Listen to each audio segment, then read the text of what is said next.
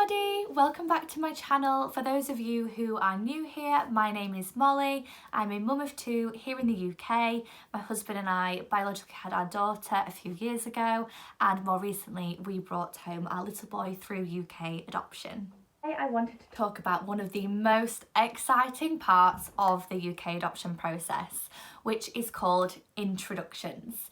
Introductions happen after you've been through the assessment process, once you've become an approved adopter, once you've been through the family finding stage and you've been linked and matched with prospective child or children, and you finally get to the point where you get to go and meet them. I look back on introductions as the happiest, most craziest 2 weeks I think of my entire life. Introductions are mad, and I'm going to explain a bit more about the process behind our introductions. I do want to just mention that my husband and I adopted during a worldwide pandemic, so our experience may differ slightly. A lot of ours was carried out virtually, not with little man, but in terms of appointments with his social care team, but I will go into that further.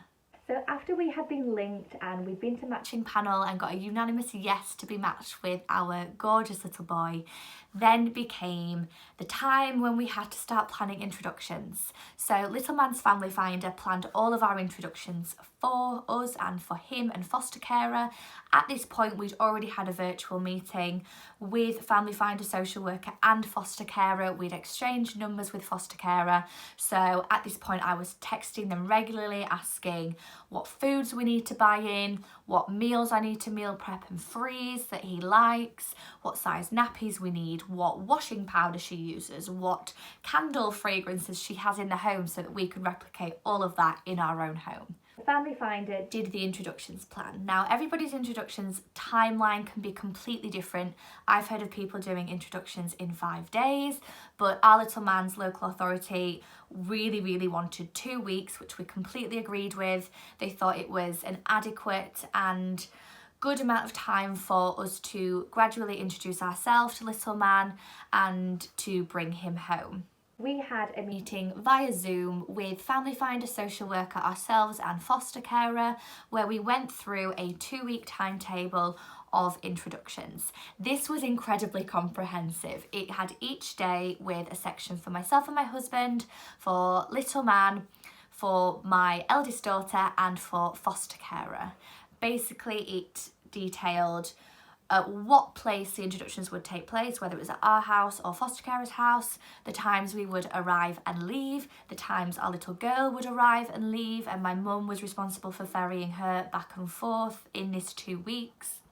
It would detail what activities we did, so it would have little man's routine built in. It would say who was going to take over that caregiving activity. So for example, for the first 6 days it was very much foster carer led and us observing and just him getting used to our presence, and then from then on it would say mum and dad to do nappy change, mum to feed little man, dad to take little man in the garden, family go on walk, foster carer not present. It was comprehensively detailed, but we are so happy it was, because it was so easy to stick to, and looking back, little man adjusted so well.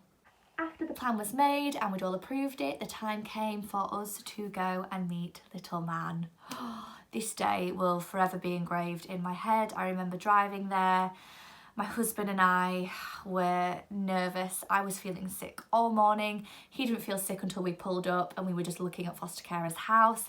We walked up to the door together. I remember I grabbed his hand and he squeezed my hand, and we knocked on the door. Foster carer opened the door, who we knew anyway, just from texting, and I dropped a few transition items off previously and had a good chat with her. And she welcomed us in, she sat us down. Little man was napping at this point, and I remember sat on the sofa waiting for him to wake up, just having a conversation with foster carer and hearing this little giggle and gurgle from the next room where he was asleep. And she went to get him, and I remember my husband looking at me being like, come on, like this is it. And I will always remember foster carer bringing him in and saying, oh, here's mummy and daddy. Oh, and at that point I looked at him and I couldn't believe he existed. He was there in human form, not in a picture, not in a video, and I keep getting emotional. the moment you meet your kids is just crazy, amazing. We then spent 2 weeks at foster carer's house, and we went every day. Sometimes I went early, my husband stayed home with our eldest. Sometimes he went early, I stayed home with our eldest.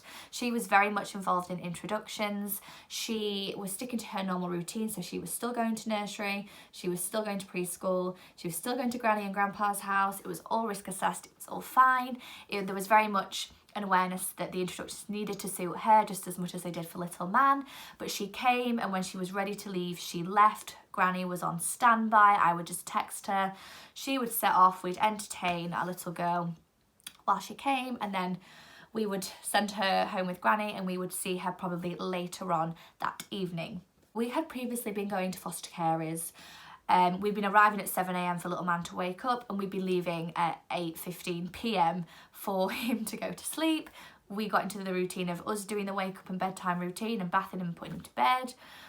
And so when we started bringing him back to our house, it was really strange. At first, foster carer came with us. It was just for a couple of hours. He was very wary that he was in a different environment, and lockdown did not help this at all. He had been stuck in foster carer's house with no outside contact because of coronavirus, and so being in a new house was really unfamiliar for him. We had previously brought home some of his toys so that he could recognise some of those items in our home. He had had an introductions DVD and pictures of us in our home so that he could kind of familiarise himself with it a little bit. But we definitely were really grateful that foster carer came home with him at this point to our house. Gradually, that built up to foster carer coming with him for half a morning. The next day, we would bring him back by ourselves for half a day. The day after, he came home for a full day without foster carer. And that pretty much took us up to placement day. Placement day is the day at the end of introductions when you bring your little one home. Previous to placement day, we had had a lot of daily contact with social workers. Normally, I believe social workers would visit you and little one or ones in the foster carer's home and at home throughout introductions. We did all of this virtually. I just messaged or emailed our social worker and little man's social worker every evening. Foster carer emailed her social worker just so that we had two perspectives on how things were going. We also had a Zoom midway review where we all sat down again with the family finder and the social worker and our social worker just to see how things were progressing, if we had any concerns, if foster carer had any concerns. Her social worker was also present, in this Zoom meeting, and we just discussed if we were all set to go for placement day still. The day before placement day, we did have another Zoom meeting, and it was the placement meeting where we'd basically reviewed introductions and we all agreed that we were happy that tomorrow would be placement day. We ran through the plans for placement day. I got really emotional, and my husband and I went home that evening. We took a suitcase home of little man's clothes. We took his toy box home. I always remember my husband stacking up his car with foster carer, packing up his things. She ironed his clothes and we came home, put them in his wardrobe. We had our last night with our little girl. It was crazy emotional, and we got an early night ready for placement day the next morning. Placement day was very, very quick in comparison to the introductions days. Normally your days in introductions are incredibly long. You're there from when little one wakes up to putting them to bed, but placement day was very quick. We turned up to foster carers at about 9 o'clock in the morning, as we normally do. We would arrive, go in, play, and we only stayed for about half an hour. The idea of placement day is that it's quick. We don't need to drag it out for little man's emotions, for foster carer's emotions, for our emotions. And we went outside. Cry again. We went outside to the car, and in adoption training, I always remember there was a big emphasis on foster carer handing over the children to you so that little one can see it as like an act of trust, that they trust you, that foster carer trusts you, and it's handing over their caregiving to you, who is going to be their primary caregiver. And they did. They handed us little man. We put him in the car and we took him home. We waved bye to foster carer and her family, and I sobbed the entire way home. It was emotional. I was so happy, but I was also really feeling sad for little man who was going to grieve foster carer. I was heartbroken for foster carer who was obviously very upset, and I was feeling really heartbroken for birth family as well. They probably knew that it was placement day, they would have been grieving little man, and it was a day that hit me with the fact that adoption comes with so much loss as well as so much happiness. Generally, introductions differ for everybody. If you are adopting within an LA, or if your adoption is, you know, within driving distance, normally you would be expected to commute to your introductions. I've heard of people doing a 3-hour commute there and a 3-hour commute back every single day, which is a lot. If it is a real distance away, then normally the LA will be responsible for putting you up in accommodation. Previously it has been hotels, but I'm now under the understanding that they tend to go for Airbnb style cottages. It feels more homely, and when you're doing the visits with your children, which won't be at your home but at your Airbnb, it's in a home environment. There's more flexibility of things you can do. You're not just in a hotel room. And the LA should also normally cover some of your expenses. We got our mileage covered. We didn't need food covering because we were just commuting every day. We took our own food with us, but normally if you're out and about, you get a meals expenses every day as well, just to cover you if your introductions are quite a long period of time. Introductions are emotional, but I do have some tips looking back that I like to share with people who are just about to go into introductions. One thing that we did on the day of introductions was we wrote down, on the day that we met little man, the first day of introductions, was we pulled up, we wrote down the song on the radio, the newspaper headline, the number one in the charts, we wrote down what we were wearing, how we were feeling, and we just sat and reflected for a moment. And I don't remember any of this, but because we've written it down, I look back and I read all of these little bits that we can tell little man when he's older that on the day we met you, this is the song we were listening to on the radio, this is what daddy was wearing, this is what you were wearing, and that's a really special thing for life story work as well. And introductions is an amazing time for life story work. Take pictures, take videos. It's so easy to forget because you're so wrapped up in engaging with your little ones. Just if there's two of you, it certainly helps. If you're a single adopter, ask foster carer to take lots of pictures and videos, because you will honestly forget a lot of it. It blurs into one. I look back on pictures and videos and I'm thankful that we took so many of them, because I can show them to little man when he's older. And it's also really important to try and take a lot of pictures with foster carer or of them and foster carer. As you do life story work when the children are growing up, they're bound to have questions about their time in foster care, and so showing them pictures and as well showing them pictures of you with foster carer then again reinstills that there was a trust between foster carer handing over caregiving to you as little one's new parents. My second tip is meal prep and sleep. It's so hard, but I was exhausted, and I was thankful for the month in lockdown that I spent meal prepping. Even if you are doing introductions away from home, meal prep for those first few weeks when your little ones are home. Ask foster carer what meals they like, what you should cook. We froze spag balls, lasagnas, casseroles, soups. We had family bringing us stuff. I did adult portions, I did little portions, and they got us through the first month of family time at home. It meant that we didn't have to be sidelined cooking, we didn't have to worry, we would just grab them out the freezer and we would heat them up and eat them as a family. We also took a lot of them to foster carers. Every morning I would grab 2 meals out of the freezer, 2 for lunch, 2 for dinner for myself and my husband. Little ones, if my eldest was coming with us on the day of introductions, we would just take them and heat them up in foster carer's kitchen. Again, there was none of that having to faff cooking in foster carer's kitchen. It is a conversation we had with foster carer. Before we went, we just said, look, we don't want you to have any pressure on cooking or feeding us. Are you okay if we bring our own food and just heat it up? It worked fine. Whilst foster carer ate dinner, we played with little man. Whilst we ate dinner, foster carer had some snuggles. My third tip is to really focus on connecting with foster carer. This person might have been caring for your little one or little ones for a really long time.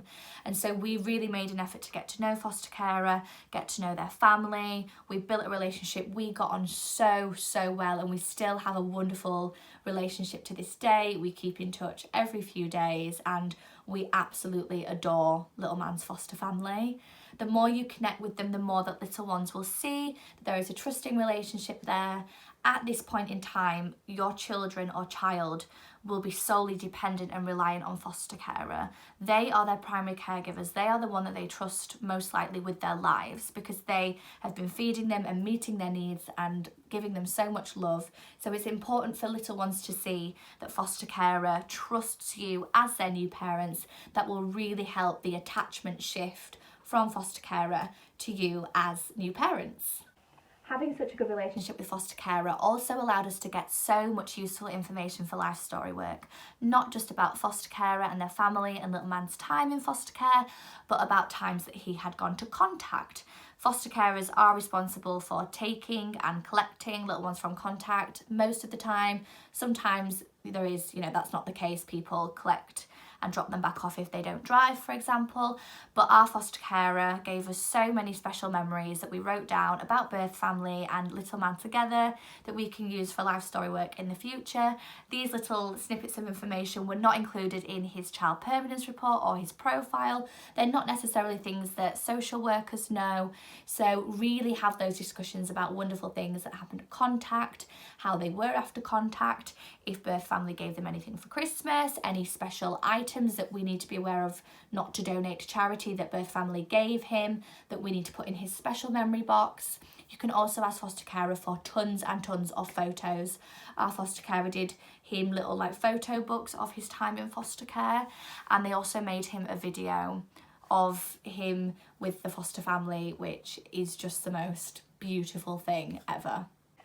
Now, I know introductions are knackering, but do take the time to reflect at the end of every day. As soon as we came home, put our big girl in bed, my husband and I would sit down, discuss the day, and we would make notes, because there's so much that we forget. And I look back on those notes almost like a journal now and think, gosh, did that happen? And I'm so glad that I did it. It's important to reflect in introductions generally, because it's so overwhelming, and you need to reflect on what's going well, what maybe isn't going so well, how you're feeling. And in our introductions, we actually had what they called a pause and reflect day, which was a day off mid-introductions for us to just ground ourselves, have some time with our big girl. She did not go to nursery, she did not go to school. We literally had a sofa and film day, and it gave us some time out just to reboot for the intensity of the last half of introductions. Reflecting is something that as an adoptive parent we do very regularly, but in introductions it's so important that you do. You need to be able to have honest conversations with your social worker if you are feeling overwhelmed. It's completely normal to feel overwhelmed. It's completely normal to feel like you want to burst out crying. You have not had much time to prepare for these little ones, and you go and meet them, and then 2 weeks later, or even a shorter amount of time, they're moving home and you're fully responsible for them. And that is terrifying, especially if you are new to parenting and you've had all of this adoption training that has just consumed you and you now have to put it into practice. It's really important to reflect and be open with how you are feeling. Discuss it with your partner. If you're a single adopter, discuss it with your support network. It's really important to discuss it with your social worker, Little Man social worker, just so that you are feeling emotionally strong and mentally strong throughout it all. In a nutshell is our introductions experience. It was a whirlwind and a time that I look back on so fondly. As crazy as it was and as exhausted as we were, I'm personally so glad that it was 2 weeks long, that it was as long, because Little Man really did adjust well. After a week, he wasn't ready to come home with us. He was still very much clung to foster carer. And by the end of the second week, he was happily coming home with us. He needed that extra time. So sometimes the longer introductions can be okay, even though they are absolutely knackering. I hope this video has been helpful. If any of you do have introductions coming up soon, good luck. I hope that these tips have been useful and helpful. I just think introductions are the most amazing experience in the adoption process. It's one that hopefully you will remember positively and look back on very fondly. I'll be back soon with more videos adoption related. Please subscribe, let me know if you've got any comments, or you can find me on Instagram if you do have any questions. I'm definitely more active on Instagram than I am on YouTube, so head over to Instagram, join the UK adoption community. There is a wealth of support over there. Thank you for watching.